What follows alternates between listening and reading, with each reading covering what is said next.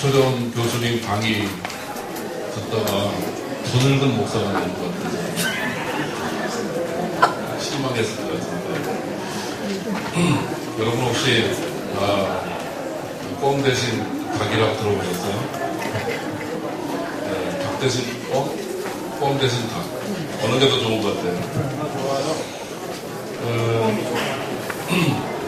일단 저는 총신대에서 지금 금년 2월까지는 원목으로 신대원에서 원목으로 사역을 하면서 계속 강의를 했습니다. 지금은 이제 국제협력처라고 거기 팀장으로 와서 있으면서 이제 같이 강의하고 있습니다. 네, 저 잘 모르시죠? 처음 봤죠? 네. 저는 총신대를 졸업하고 그리고 양지에 신대원이 생겼거든요. 제가 다닐 때. 양지 가기 싫어서 유학을 갔어요. 그랬더니 나중에 양지에서 살았어요. 인생이 잘 못 풀리는 케이스인데. 미국 웨스민스터 나오고요. 그리고 미국의 퀸즈장로교회라고 하는 교회에서 부목사하고 그리고 반석교회라고 하는 교회에서 담임 목사 33살에 담임 목사를 했습니다. 그리고 어머니가 아프다고 해서 제가 수영록교회 부목사로 목회 비서로 정국도 목사에 생겼고요. 그러다가 제가 한국 목사가 아니거든요. 미국에서 안수받아서 한국 목사가 되기 위해서 여기 편목 과정을 해야 됐습니다. 그래서 편목 과정을 하기 위해서 제가 맡았던 부서가 대학부입니다. 비서를 하면 못하니까 그래서 대학부로 보내주셨어요. 그래서 대학부로 갔는데 저랑 잘 맞았어요.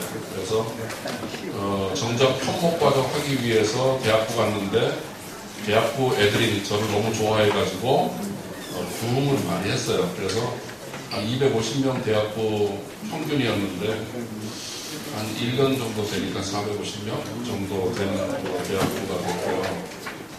네, 그리고 거기에서 거기서 하다가 나중에는 이제 전주 성문교회라고 하는 교회에서 담임 목사가 돼서 담임 목사 한 1년 10개월 정도 하고 미국으로 갔습니다. 그때 이제 110년 된 교회 담임 목사가 됐는데요. 제가 나이 43이었습니다. 그때 처없이 큰교회 감회장 했고요. 갔을 때 한 1,050명, 주일 낮에는 어른 수석이었는데 한 10개월 지나니까 1,450명, 떠날 때는 1,600명 정도 되는 교회 담임이었습니다. 제가 이렇게 얘기하는 이유가 제가 워낙 유명하지 않기 때문에 이 정도로 뻥을 쳐놔야 여러분이 좀 듣자 이렇게 될 것 같아서 얘기하는 겁니다. 시간은 지킵니다.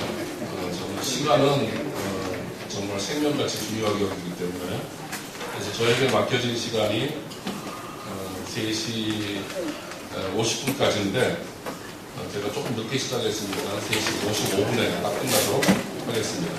그래야 또 이 교수님이 그 다음 시간을 부담 없이 하실 것 같아서요. 그러나 이런 마음이 들 것 같아요. 좀 더 하지. 지금은 이제 짧게 해라 그러다가 이제 나중에는 좀 더 하지 재밌는데 뭐 이렇게 될 수도 있다는 사실을 미리 강조의 말씀을 드리고 시작합니다. 자, 저는 오늘 종교개혁에 대해서 특별히 교회에 대해서 얘기를 하려고 합니다. 우리 목사들이잖아요. 그러면 제일 고민스러운 것이 뭔가 하면 교회입니다. 단지 목회가 아니고 도대체 내가 섬기는 교회 그리고 주님께서 나에게 맡겨주신 이 교회가 무엇인지에 대한 고민은 우리가 끊임없이 해야 됩니다. 저는 의사 선생님들이 이런 고민을 할 것 같아요. 도대체 인체가 무엇인지에 대해서 인간이 무엇인지. 근데 우리 목사들은 그런 고민 별로 안 한다는 느낌이 들어요. 마태복음 16장에 가보면 주님께서 너희는 나를 누구라고 하느냐 그럴 때 제가 이제 이걸 일부러 여러분에게 다 설명 안 하고 그냥 성경 구절이라든가 제가 인용한 내용들을 그대로 적은 이유가 여러분이 나중에 볼 수 있도록 하기 위해서입니다. 예, 베드로의 고백 알잖아요. 주는 그리스도시요 살아계신 하나님의 아들이십니다. 그랬더니 너는 베드로라 내가 이 반석 위에 내 교회를 세우리라 하는 말씀을 하신단 말이에요. 그러면 여기에서 우리가 볼 수 있는 것이 뭐냐면 올바른 고백과 교회의 관계는 굉장히 중요하다. 그래서 신앙 고백이라든가 올바른 고백이 얼마나 중요한 것인가에 대해서 말씀하시고 또 마태복음 28장에 가보면 우리가 잘 알고 있는 말씀이죠. 너희는 모든 족속으로 제자를 삼으라고 하는 이 말씀, 아버지와 아들과 성령의 이름으로 세례를 주라 하는 이 말씀. 그러면 우리는 아버지와 아들과 성령의 이름으로 세례를 준다. 여러분 세례 주시죠? 어떻게 해요? 네. 아버지와 성부 하나님과 성자 예수님과 그러니까 성부 성자 성령의 이름으로 내가 세례를 주노라 하면서 세례를 준단 말이에요. 우리는 그렇게 이해를 하는데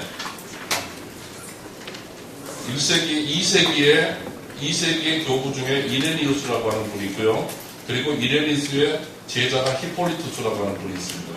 그러니까 아주 사도 요한이 살았을 때가 1세기 말이니까 사도 요한으로부터 그렇게 멀리 떨어지지 않은 이 사람이 235년인가 순교했거든요. 그러니까 굉장히 가까운 분인데 시대적으로 이분이 뭐라고 얘기를 했냐면 성부, 성자, 성령의 이름으로 어떻게 세례를 베푸는가 이렇게 얘기합니다.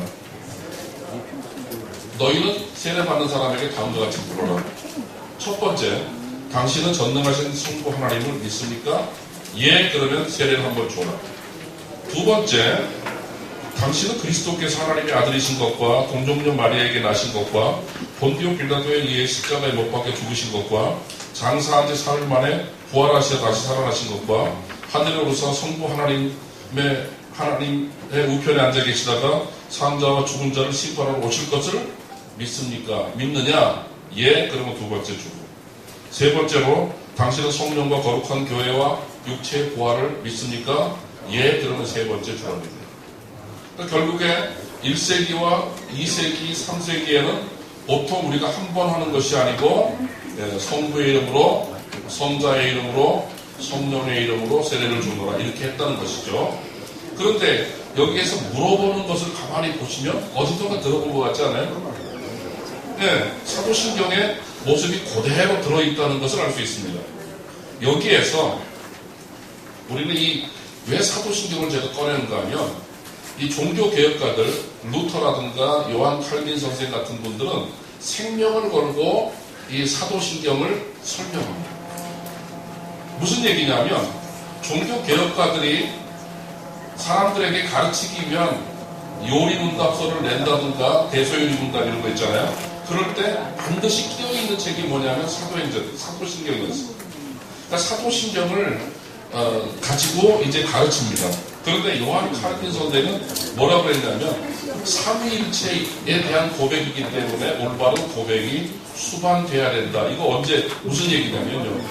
사도신경에 대한 해설서 앞에 서론으로 쓰면서 우리는 세 분의 올바른 신앙을 고백함으로써 세례를 베풀고 준다라고 하는 얘기를 하고 있습니다. 결국에 또 그 다음에 보면은 마틴 루터 선생은 이렇게 얘기를 합니다. 사도신경은 세 부분으로 나눠져 있다. 여러분 잘 들으세요. 사도신경은 세 부분으로 나눠져 있는데 첫 번째는 성부 하나님에 대한 것인데 이것은 성부 하나님이 어떤 것이다? 우리를 창조하신 것이다. 두 번째로 성자 하나님에 대한 것인데 우리를 구원하신 것이다. 그리고 세 번째로 성령 하나님에 대한 것인데 우리를 거룩하게 하는 것이다. 이 세 가지가 곧 뭐다? 사도신경이다. 그래서 여러분이 질문이 있어야 돼요. 여러분 이렇게 생각하잖아요. 성령은 뭐에 대해서만 우리가 고백해요? 성령을 믿사오며 끝. 이렇게 생각했잖아요.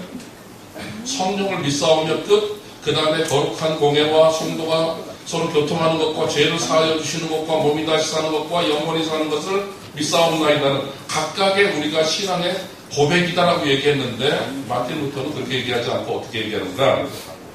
첫째는 단순하게 무엇이다? 성부 하나님은 나를 창조하시고 성자 하나님은 나를 구원하시고 성령 하나님께서 나를 거룩하게 하셨다라고 단순하게 할 수 있다라고 하는 것이죠. 자, 여러분이 잘 알고 있는 하이델베르크 그 개혁교단에서 쓰는 거기에서도 사도신경을 어떻게 나눌 수 있느냐 그랬더니 세 부분으로 나누어지는데 첫째는 성부 하나님과 우리의 창조에 관한 것이요, 둘째는 성자 하나님과 우리의 구속에 관한 것이요, 셋째는 성령 하나님과 우리의 성화에 관한 것이다. 이렇게 얘기합니다. 그러니까 다시 말해서 종교 개혁가들이나 아니면 요한 칼빈, 마틴 루터, 하이델베르그 이런 신앙 고백서들은 뭐라고 하는가 하면 사도신경은 단순히 어떤 것이다? 성부 하나님, 성자 하나님, 성령 하나님에 대한 고백이다 라고 하는 것이죠. 그러면 교회는 어떻게 됩니까? 교회는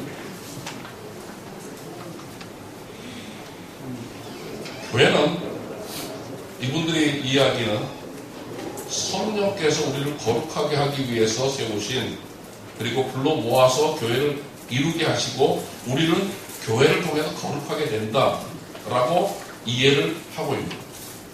자, 현대교회의 문제가 무엇이냐면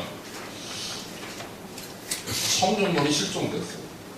자, 우리가 한번 이런 생각해 보시죠. 성령론이 실종되고 교회론이 부재하다 그러면 아니 무슨 말씀하세요? 우리가 교회론을 배운 게 언젠데요? 우리 교회론 배우잖아요, 실제로. 교회론을 배우고 거기에 따라서 목회를 하는데요. 실제로 문제가 무엇이냐면 우리는 교회론을 배우고 목회론을 따로 배웁니다. 그래서 목회론과 교회론이 따로따로 노는 거예요. 왜 그런지 아세요? 올바른 신앙의 고백대로 순서를 잡아놓지 않았기 때문입니다. 첫째는 성령론이 실종되고 교회론이 실종되는 이유가 뭐냐면 바로 오순절 운동의 결과로 우리가 성령 그러면 방언, 성령 그러면 저는 방언을 못하지만 적극적으로 찬성하는 사람입니다. 제 말을 잘 들으셔야 됩니다. 저는 어떤 것을 비판하거나 그러기 위해서 있는 것이 아니고 잘 들으세요.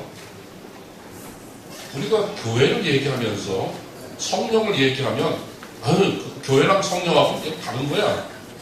성령님은 어떤 분이다? 능력을 주시는 분, 병을 고치시는 분, 이렇게 얘기를 하고 넘어간단 말이에요. 그러니까 결국에 이 1900년도에 일어났던 아수사 퍼시픽 거리에서 일어났던 그 오순절 운동이 결국 우리에게 어떤 폐해를 갖다 줬냐면 성령 그러면 단순히 능력 이렇게만 이해하도록 만들었다는 것입니다. 또 하나는 전통적으로 두 번째로 이 교회론이 실종되고 성령론이 실종된 이유가 있어요. 자, 한번 종교개혁가들을 어떻게 나누는가 한번 보시죠. 여러분이 요한 칼빈의 기독교 강요라든가 루터 선생의 그 대소요리 문답이라든가 이런 걸 쭉 보면요, 거기에 보면 분명하게 성부, 성자, 성령으로 나갑니다. 그러니까 결국에 그분들 보고 책을 쓰라 그러면 성부론, 성자론, 성령론 이렇게 썼을 거예요. 그런데 지금은 과목이 바뀌었습니다. 여러분 신론이라고 배우시죠? 네. 성부론 아니겠어요 그것이? 자, 기독론 배우시죠? 성자론 아니겠어요? 그럼 성령론은 어디 있어요? 응? 성령론은 어디 있어요? 그렇죠, 교회론이죠. 또 제가 웨스민스터 갔는데 웨스민스터에서 성령론이라고 하는 걸 가르쳐야 돼서 흥분해서 들어갔더니 구원론이죠. 구원론, 우리 구원의 서적 이런 거 있잖아요. 그거를 가르치는 것을 성령론이라고 해서 가르쳤습니다. 그래서 결국에는 지금은 실론은 성부론은 실론으로 가고요. 성자론은 기독론과 인간론으로 세분화됐고요. 성령론은 뭐가 됐는가? 구원론, 교회론, 그리고 종말론 이런 것이 다 성령론인데 그것이 따로 떼다 보니까 성령 없는 교회론이 되어버리고요. 성령 없는 종말론이 되고요. 성령 없는 구원론이 되고 말았다는 것이죠. 그러니까 결국에는 우리가 정확하게 말하면 성령론 1, 구원론, 성령론 2, 교회론, 성령론 3, 종말론 이랬으면 훨씬 더 우리가 성령론에 대한 이해를 하고 교회를 더 이해하기 쉬웠을 텐데 우리가 이게 학문이 너무 세분화되다 보니까 저는 그렇게 된 것이 아닌가 생각해 봤습니다. 결론적으로 구원론인데요. 구원론이 성령론의 관계된 것이고, 교회론도 성령론과 관계된 것이고, 그리고 종말론도 성령론과 관계된 것이라고 하는 것을 저는 여러분에게 먼저 말씀을 드립니다. 자, 루터 선생님뿐만 아니라 종교 개혁자들이 동일하게 얘기를 했는데요. 자, 제가 3페이지 제일 밑에 6번입니다. 만약 당신에게 자녀들이 나는 성령을 믿습니다라고 하는 말이 무슨 뜻입니까라고 묻는다면 당신은 나는 성령 하나님께서 그분의 이름에 포함되어 있듯이 나를 거룩하게 하실 것을 믿는다라고 하는 의미라고 대답할 수 있을 것입니다. 또한 자녀들이 성령 하나님께서 무슨 방법으로 나를 거룩하게 하실 수 있습니까? 라고 묻는다면 그리스도인의 교회와 죄사함과 몸의 부활과 영원히 사는 것을 통해서 나를 거룩하게 하신다라고 대답할 수 있다는 거죠. 그리고 첫째, 성령님은 세상 안에 특별한 회중을 가지고 계신다. 그 교회는 모든 그리스도인은 하나님의 말씀을 통해서 잉태하고 태어나게 하는 어머니이다. 성령님께서는 하나님의 말씀을 계시하시고 설교하실 뿐 아니라 그 말씀을 통해서 심령들에게 빛을 비추시고 열정을 불러일으키신다. 그러므로 그들이 하나님의 말씀을 이해하고 받아들이고 붙들 뿐 아니라 그 말씀 안에서 보존된다라고 대답할 수 있을 것이다. 결국은 뭐예요? 성령 하나님에 대한 설명은 무엇까지 포함된다? 교회론까지 포함돼야.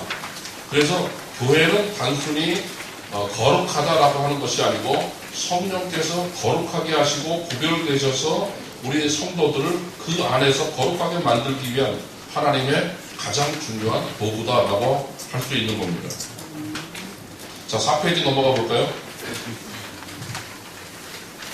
그러면 이제 성화의 방편으로서의 교회, 거룩한 공예와 성도의 교통에 대해서 종교 개혁자들이 뭐라고 얘기했는지를 한번 볼 필요가 있습니다. 거룩한 공예, 제가 임페라티브라고 하는 말을 썼습니다. 평소문, 인디카티브, 평소문이라고 하는 말을 썼습니다. 그리고 past tense, 과거 시제다. 이거는 뭐냐면 하나님께서 이미 과거에 하셨다는 사실을 열거하는 항목이라고 볼 수 있습니다. 그래서 거룩한 공예의 첫 번째 의미는 핏제자들의 선택받은 사람들의 모든 숫자다. 즉 보편의 교회는 과거, 현재, 미래의 교회 머리이신 그리스도 아래 하나로 모이는 핏대자들의 총수로 구성되었다. 쉽게 말하면 교회는 건물이 아니다라고 하는 것이죠. 교회는 뭐다? 사람인데 어떤 사람들이다? 주님께서 택하신 사람들의 총수다. 결국에는 지금 있는 것뿐만 아니라 예수님 당시에도 있었던 그들과 우리가 같은 교회로 존재한다라고 하는 것이 바로 핏택자들의 총수라고 하는 의미입니다. 또한 요한 칼빈 선생이 기독교 관계에서 이렇게 얘기를 합니다. 우리는 거룩한 공교회, 즉 천사들이든 사람들이든 선택된 자들의 전체적인 수를 믿는다. 공교회라고 하는 것이 뭐다? 선택된 자들의 전체적인 숫자다.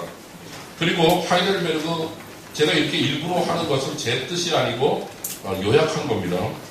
거룩한 보편적 교회에 대해서 그대는 무엇을 믿습니까? 하이델베르그 요리문답입니다.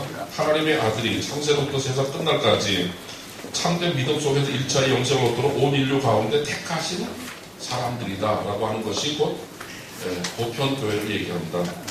그러면 두 번째 거룩한 공교회라고 하는 것이 어떤 의미가 있는가? 바로 그리스도의 지체라고 하는 것입니다. 우리는 뭐다? 그리스도의 지체가 되었다. 제가 왜 이렇게 얘기를 하냐면 보다 근본적으로 이제 5페이지 넘어가면 성령의 공동체로서의 교회를 설명하기 위한 전제 조건을 깔고 있는 겁니다. 우리는 그리스도의 지체입니다. 그래서 머리 대신 그리스도께서 우리의 머리 되시고 우리는 교회의 그분의 지체가 된다. 그런데 두 번째 성도의 교통에 대해서 얘기해 보겠습니다. 자, 한번 보세요. 자, 거룩한 공예는 인디카티브다. 평소문이다. 과거 시제다. 그러니까 과거에 주님께서 이미 이루신 것에 대한 선언적인 의미라고 한다면 이 성도의 교통은요, 임페라티브, 명령문입니다. 그리고 또한 현재 시제입니다. 무슨 얘기냐면 주님께서 과거에 이루어 주신 것이 거룩한 보편성을 가진 교회라고 한다면 성도의 교제는 지금 우리가 살아있는 우리가 해야 될 의무에 해당되는 부분이다 라고 하는 것입니다. 그러니까 결국에 거룩한 공예를 믿는다는 것은 하나님께서 나를 택하여 주시고 나를 그 교회의 인원이 되게 했을 뿐만 아니라 내가 그리스도와 연합되어서 그리스도의 몸이 되었다, 지체가 되었다라고 하는 고백이고, 두 번째로 거룩한 성도의 교통이라고 하는 것을 믿는다고 하는 말은 뭐냐면 성령께서 우리로 하여금 그리스도와 연합되게 하셨을 뿐만 아니라 그의 지체가 되게 하시고 나에게 성령께서 은사를 주신 것을 믿는다라고 하는 말입니다. 그래서 정말로 놀랍게도 성령의 은사에 대한 얘기가 종교개혁자들이 굉장히 강조하고 있는 거예요. 그런데 은사는 뭐다? 곧 의무다. 그러니까 결국 은사를 우리에게 주시고 여기 4페이지 밑에 볼까요? 성령의 은사들이 다양하게 나누어졌다고 바울이 가르쳤다. 자, 5페이지 넘어가 볼까요? 자, 의무로서의 성도의 교통 한번 볼까요? 그러니까 우리에게 은사를 주셨으면 이제 그 은사를 사용하도록 우리에게 의무를 주십니다.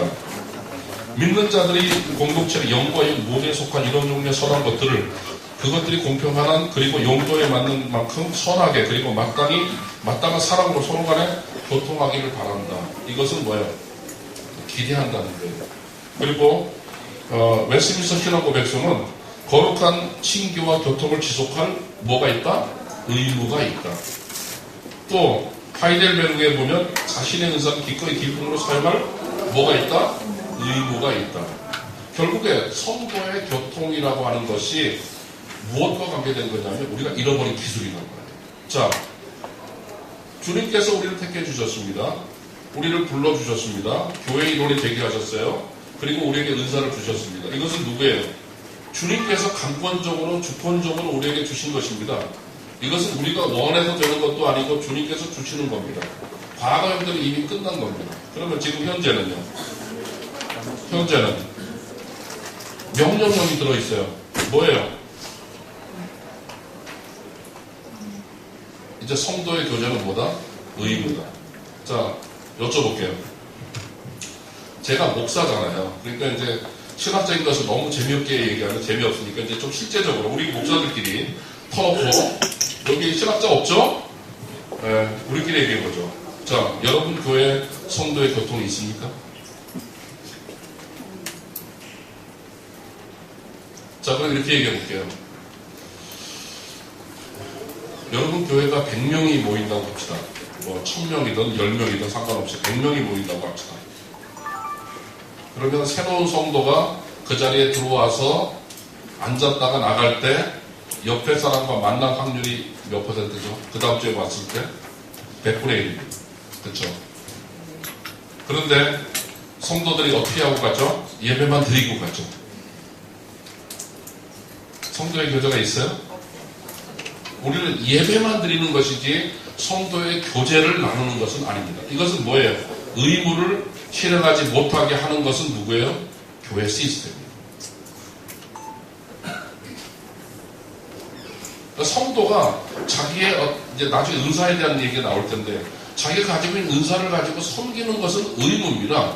그러니까 쉽게 말해서 모든 사람에게 하나님께서 성령을 통해서 은사를 주셨는데 그 은사를 쓰지 못하게 만드는 것이 혹시 우리 교회 시스템이 아니냐 이 말이에요.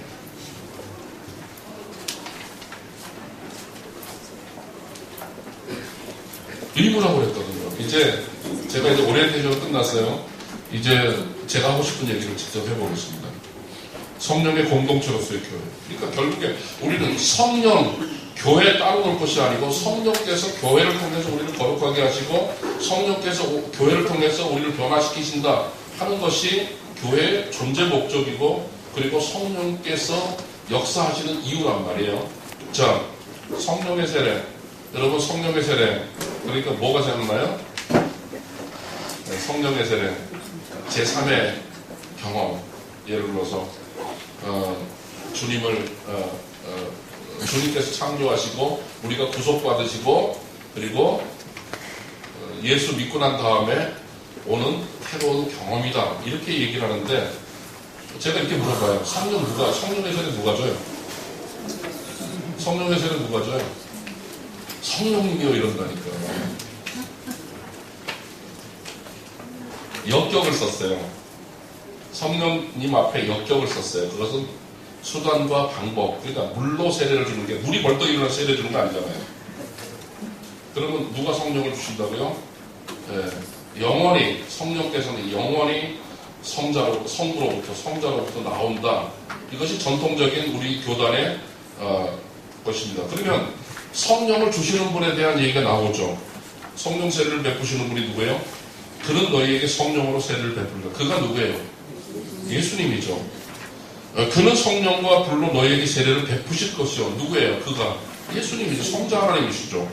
그리고 나를 보내어 물로 세례를 베풀라 하신 그이가 나에게 말씀하시되 성령이 내려서 누구 위에든지 머무는 것을 보거든 그가 곧 성령으로 세례를 베푸는 이인 줄 알라. 결국에 누가 성령 세례를 주시는 거예요? 예수께서 주신다. 그러면 성령 세례의 결과는 뭐예요? 자, 여기 보세요. 성령 세례, 어떻게 성령 세례가 임해요? 응? 근데 거기에 대해서는 안 나와 있어요. 성경의 사도행전 2장에 나오는 그 모습 말고는, 그것도 사도행전 2장에 나오는 것을 성령 세례라고 얘기할 때 거기에서 나타나는 것은 뭐였냐면 방언을 한다. 그러면 우리가 말하는 고린도서에 말하는 알아듣지 못하는 방언이 아니고 뭐예요? 은사로서의 방언이 아니고 지방 언어였어요. 지방 언어. 그러니까 갑자기 그리스 말을 하거나 애국 말을 하거나 뭐 이렇게 되는 거예요. 이 사람이 알아듣는 말을 했어요. 그런데 그 방언이 오고 난 다음에 어떤 일이 벌어졌죠? 교회가 형성이 됐어요. 이것이 가장 중요하단 말이에요. 그래서 고린도전서 12장 13절에 보면 이렇게 얘기합니다. 몸은 하나인데 많은 지체가 있고 몸에 지체가 많으나 한 몸인 것 같이 그리스도도 그러하니라. 우리가 유대인이나 헬라인이나 종이나 자유인이나 다 한 성령으로 뭘 받아? 세례를 받아 한 몸이 되었고. 자, 여기 보세요. 그러니까 결국에는 저는 성령의 공동체라고 하는 것을 누가 만들어주시는가 하면 한 성령으로 세례를 받은 사람들이 한 몸을 이루게 되었다라고 하는 것입니다. 제가 그 위에 성령의 세례 위에 인디카티브 평소문 past tense 이렇게 썼어요. 이것은 뭐냐? 이미 과거에 우리에게 성령으로 세례를 주시고 우리를 한 몸이 되게 하신 것은 과거의 일입니다. 그리고 여기에 보면 past tense 과거 시제입니다. 자, 넘어가 볼까요? 그러면 두 번째로 성령의 세례 다음에 나오는 것이 지체됨입니다. 그리고 은사입니다.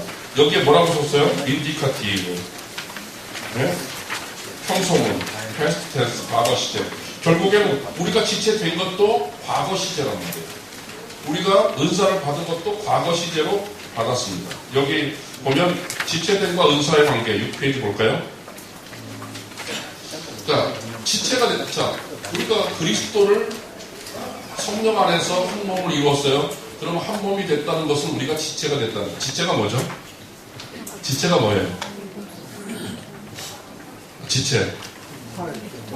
예, 그런 게 지체잖아요. 그러니까 우리가 너무 거룩하게 지체라고 쓰니까 지체 같은데 영어로 파트란 말이에요. 바디 파트예요. 몸의 한 부분이에요. 정말 그 손톱 쓸데없는 것 같은데 없으면 안 되는 거 아시죠? 손톱 다 없으면 쥐지는 못합니다. 별거 아닌 것 같은데 손톱이 없다고 해서 뼈가 있는데 뭘 못 줍니다. 제가 군대 마지막에, 군대 얘기하면 안 되는데 마지막에 말년에 발톱을 빼기로 작정했어요. 무좀일에게서. 그래서 군의관한테 물어봤어. 발톱 빼면 어때요? 아, 괜찮아. 안 아파요? 그러니까 안 아파. 딱 마취 주사 놓고 하는 거야. 그래서 진짜 그 말 믿었어요. 마취 주사 놓는 건 맞아요. 근데 어디로 놓는지 아세요? 나는 이렇게 놓는 줄 알았어. 그게 아니고 이렇게 놓던가. 그게 더 아파. 들어가는 고통은 그대로야. 그래서 내가 의사 선생님들 잘 안 믿어요. 그런데 놀랍게도요, 몸에 한 군데가 아프잖아요. 그러면 그거밖에 없는 것 같아요. 그죠? 한번 꽂히잖아요. 이게 가시라도 꽂히면 다른 거 내 몸에 다른 거 없어. 그냥 이것만 있는 것 같아. 막 거기만 욱신거리고 거기만 신경 쓰고 그래서 제가 맨날 복 주잖아요. 복을 빌잖아요. 여러분에게 심장이 존재한다는 사실을 느끼지 못하고 사는 그런 복이 있길 바란다. 그래야 심장이 안 아픈 거예요. 이렇다고 지체라는 것은 그런 거거든요. 그리고 결국에 우리가 지체가 됐다는 것은 기능을 같이 얻었다. 기능이라는 말이 있어요. 기능과 은사 같이 갑니다. 기능을 줬어요. 자, 은사의 종류. 제가 성경에 나온 은사의 종류를 몇 가지 얘기해 봤어요. 그랬더니 성령의 나타나심의 은사가 있어요. 고린도서 12장 4절에 11절인데요. 여기 보면 지혜의 말씀, 지식의 말씀, 믿음, 병 고치는 은사, 능력 행함, 예언 이런 것들은 다 어떻다? 성령의 나타나심의 은사다. 그러니까 성령께서 나타나시면 우리에게 병 고치는 은사가 있을 수 있다. 병 고치는 일이 있을 수 있다. 제가 이래봬도 말하는 대로 되는 목사를 우리 교인들은 알고 있어요. 야, 결혼해야지 결혼해. 애 낳아야지 애 낳아. 집 사야지 사. 그래도 영빨이 있냐고요? 그런 건 아니에요. 제가 33살 때 담임 목사를 했어요. 얼마나 철이 없었겠어요. 아니 미국에서 IBM 부사장 뭐 이런 사람들이 나오는 교회예요. 세상에 똑똑한 사람들 있는 교회. 젊은 목사가 진짜 성경 얼마나 안다고 성경 공부를 가르치는데 질문 들어오면 이제 벅벅거리는 거지. 다 알잖아요. 뭐 초짜들 뻔하지. 벅벅거리는데 우리 장로님 한 분이 그렇게 지혜롭게 말씀하세요. 아, 목사님이 말씀하신 것은 이런 것이죠? 라면서 설명을 딱 붙여주는데 내가 의도했던 것보다 훨씬 더 답이 멋져요. 아, 예. 그리고 넘어가는 거야. 저는 그분이 굉장히 똑똑하다고 생각했는데 저는 그렇게 인정하기로 했어요. 이걸 알고 나서. 아, 성령께서 그분에게 나타나셔서 지혜의 말씀을 주셨구나. 그런 사람 있잖아. 회의할 때 멍청한 사람인데 우리가 봐도 의장 그러고 저건 또 무슨 얘기하려고 그러면 오 지혜롭게 얘기를 해. 그러면 제가 그게 아니고 뭐다? 성령께서 우리 가운데 계셔서 그 사람을 사용하셔서 지혜롭게 말씀하셨어요. 지식의 말씀도 그럴 수 있잖아요. 성경을 뭐 푼다든가. 그래서 이거는 뭐 어떤 것이다? 성령께서 나타나시면 일어나는 현상들이다. 그러니까 병 고치는 것도 마찬가지죠. 아, 제가 손 없는 데마다 병 고쳐버리면 의사는 뭐 먹고 살라고. 주님도 그렇게 안 하셨거든요. 그러니까 나도 적당하게 해야지. 내가 기도하면 그냥 임신하면 그렇게 하면 되겠어요. 저를 뭐 임신부 장관으로 임명해가지고 그냥 기도하면 임신되는 거야. 그럼 어떻게 살아요? 그러니까 성령의 나타나심의 것은 성령의 주권적인 것이니까 나타나시면 뭐다? 감사한 일이고 내가 기도했더니 병이 났어. 그거는 뭐예요? 내 능력이 아니고 성령께서 역사해 주신 역사지. 그렇게 보면 되는 거예요. 그래서 이것은 뭐다? 나타나심의 은사다. 그리고 두 번째 사역과 사역의 은사가 있어요. 섬기는 일, 가르치는 일, 예언, 권면하는 것, 구제하는 것, 다스리는 것, 긍휼을 베푸는 것 이런 것은 다 뭐다? 사역적인 일이에요. 세 번째 직분의 은사가 있습니다. 예, 어떤 사람은 사도로, 선지자로, 복음 전하는 자로, 어떤 사람은 목사로, 교사로 삼으셨으니. 자, 여기 보면 성령의 나타나심의 은사의 목적이 뭐냐면, 자, 고린도전서 14장 25절 보면 그 마음에 숨긴 일이 드러나게 되면 엎드려 하나님께 경배하며 하나님이 참으로 너희 가운데 계시도다. 그러니까 밖에 사람들이 성령의 나타나심의 은사를 보면 뭐라고 할까요?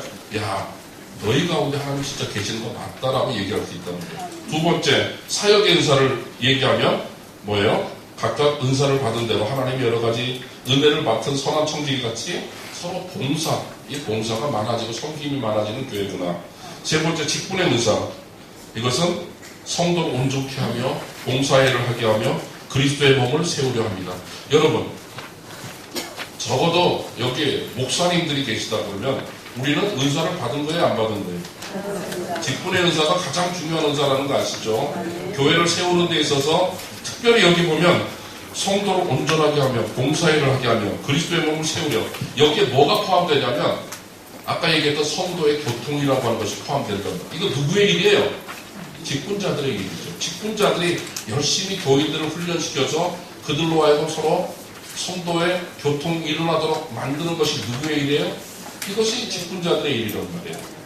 자, 그럼 이제 성령 충만이 있죠. 은사가 있으면 성령, 제가 이제 지금은 개인적인 것은 얘기 안 하고요. 집단적인 것 또는 공동체적인 성령의 역사를 얘기하는 겁니다. 그러니까 개인적으로 여러분에게 나타나신 그런 것은 여러분의 경험의 문제고 여러분의 삶의 문제니까 제가 얘기하잖아요. 그러나 저는 오늘 종교개혁과 교회에 대한 거니까 교회에 대한 얘기를 해볼게요. 종교개혁자들이 교회를 뭐로 봤다? 성령의 공동체로 봤다. 그런데 성경은 교회를 어떻게 했다? 성령의 공동체로 보고 있다. 자, 볼까요? 성령 충만. 우리가 성령 그러면 이상하게 신비롭게 생각하는데 성령은 꼭 신비로운 것이 아니고 우리 교회를 통해서 일상적으로 일어나는 모든 것들이 다 성령과 관계된 일이라고 하는, 너무나 평범한 일이라고 하는 것을 생각할 필요가 있습니다. 성령 충만과 성령의 열매. 그러면 성령 충만이 왜 필요할까요? 이것은 임페라티브라고 썼어요. 명령문입니다. 이것은 뭐예요? 해야 되는 거예요. 내가 지체가 됐어요. 해야 돼요? 안 해야 돼요? 내가 지체가 된 건 안 해도 돼. 내가 지체가 됐어. 은사가 나한테 주어졌어. 이거는 나랑 상관없어요. 주님의 주권적인 것입니다. 그런데 이제는 성령 충만, 이것은 명령형이라고 해요. 그러니 현재형이에요. 이것은 계속 하라는 의미입니다. 에베소서 5장 18절에 보면 술 취하지 말라 이거 방탕한 것이니 오직 성령으로 충만함을 받으라. 이게 조금 바뀌어서 헷갈려요. 옛날보다 훨씬 더 멋있는데.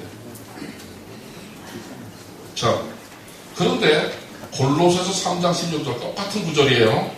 그리스도의 말씀이 너희 속에 풍성히 거하여 이렇게 나와요. 결국에는 말씀이 있는 곳에 풍성함이 있고 말씀이 있어야 은사가 발휘된다고 하는 것을 말하고 있습니다. 에베소서 5장 18절과 골로새서 3장 16절 그 후반부를 보면은 똑같다는 것을 알 수 있습니다. 자, 시와 찬미와 신령한 노래들로 서로 화답하며 너희의 마음으로 주께 노래하며 찬송하며 범사의 우리 주 예수 그리스도의 이름으로 항상 아버지 하나님께 감사하며 그리스도를 경외하고 피차 복종하라. 자, 여기 뒤로 넘어가 볼까요? 골로새서. 자, 모든 지혜로 피차 가르치며 권면하고 시와 찬송과 신령한 노래를 부르며 감사하는 마음으로 하나님을 찬양하고 또 무엇을 하든지 말이나 일이나 다 주 예수의 이름으로 하고 그를 힘입어 하나님 아버지께 감사하라. 비슷한 구조 아니에요?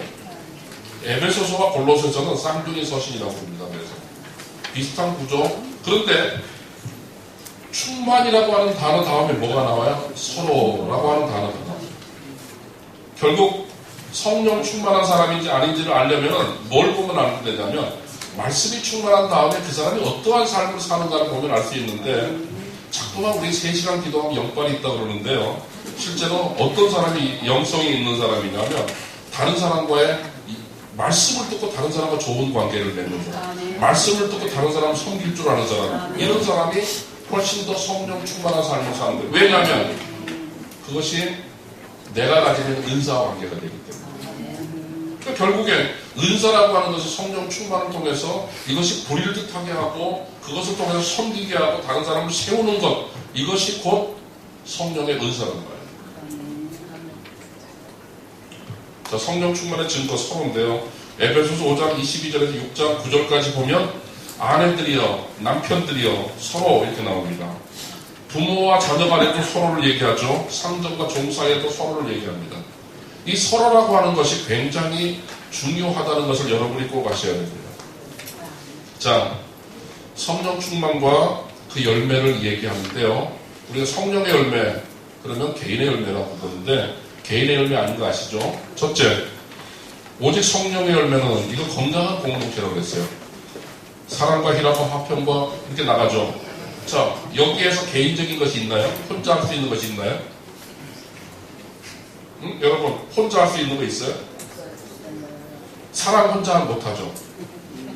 딱 보더니 목사님 봐요. 희락 있잖아요. 희락. 이거는 관계가 주는 기쁨입니다.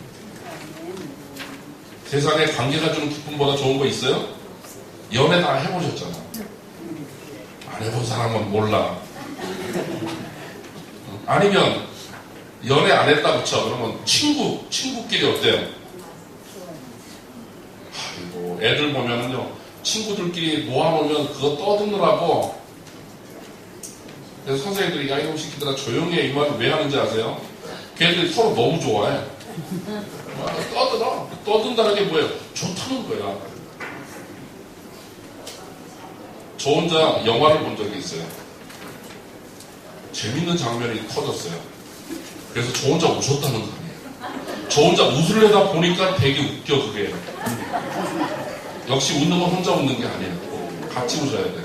자, 여기 건강한 공동체 성령 충만의 결과로 있는 성령의 열매는 뭐와 관계가 된 것이다? 관계적인 의미의 열매다라고 하는 것이죠. 여기 보면 충성은 여러분 군대에서 말하는 충성이 아니고 이거는 약속을 지킨다, 신실하다 그런 뜻입니다.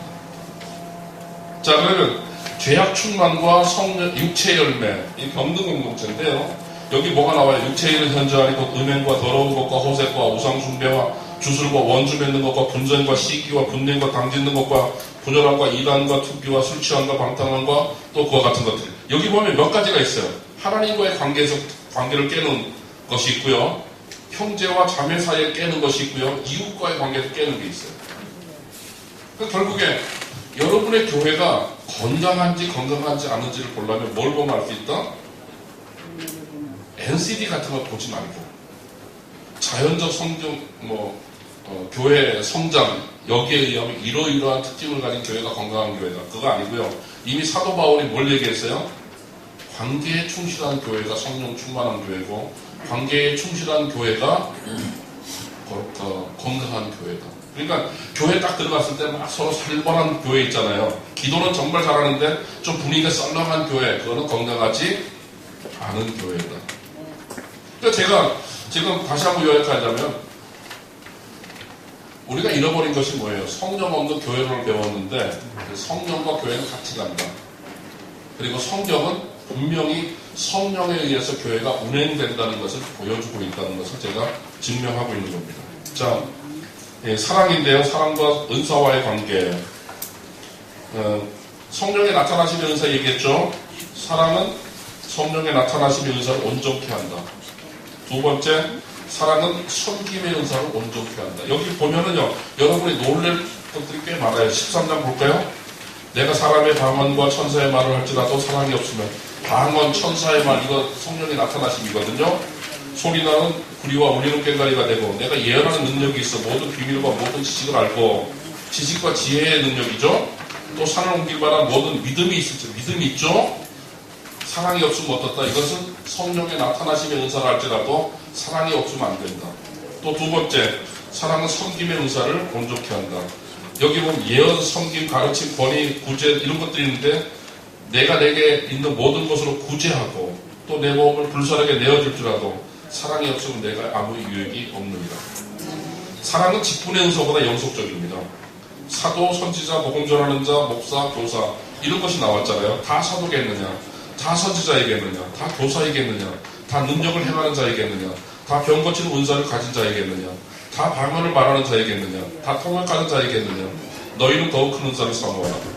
내가 또한 가장 좋은 길을 너희에게 보이리라. 그러면서 사랑은 이렇게 나온단 말이에요. 사랑과 이제 은사와의 관계 끝나고요. 사랑과 열매와의 관계. 사랑은 성령의 열매를 맺는 사람과 밀접한 관계가 있습니다. 사랑은 오래 참고, 사랑은 온유하며, 진리와 함께 기뻐하고, 모든 것을 참으며, 모든 것을 믿으며, 모든 것을 바라며, 모든 것을 견디느니라. 이것이 뭐예요? 성령의 열매란 말이에요. 자, 사랑은 죄악된 본성을 따라 사는 사람을 배격합니다. 사랑은 시기하지 아니하고, 사랑은 자랑하지 아니하고, 교만하지 아니하며, 무례히 행하지 아니하며, 자기의 유익을 구하지 아니하며, 성내지 아니하며, 악한 것을 생각하지 아니하며, 불의를 기뻐하지 아니하며. 자, 제자됨의 가장 확실한 증명은 뭐다? 사랑이다. 세 계명을 너에게 주노니 서로 사랑하라. 내가 너희를 사랑한 것 같이 너희도 서로 사랑하라. 내가 너희를 서로 사랑하면 이로써 모든 사람이 너희가 내 제자인 줄 압니다. 네. 그래서 사랑과 성령과 교회 그리고 성령과 교회와의 관계에 대해서 우리 종교 개혁자들의 이해 그리고 제가 성경적인 이해를 여러분에게 드렸습니다. 일부러 이렇게 종이로 다 드렸어요. 여러분이 다시 한번 보시고 여러분에게 조금이라도 여러분의 목회에 도움이 되시길 바라고요. 혹시 교통에 대해서 구체적인 방법이 궁금하시면 제가 쓰는 책을 책 파고 온 건 아닙니다. 제가 책을 쓰고 있으니까 나중에 보시면 될 것 같고요. 궁금하면 물어보시면 되겠습니다. 감사합니다.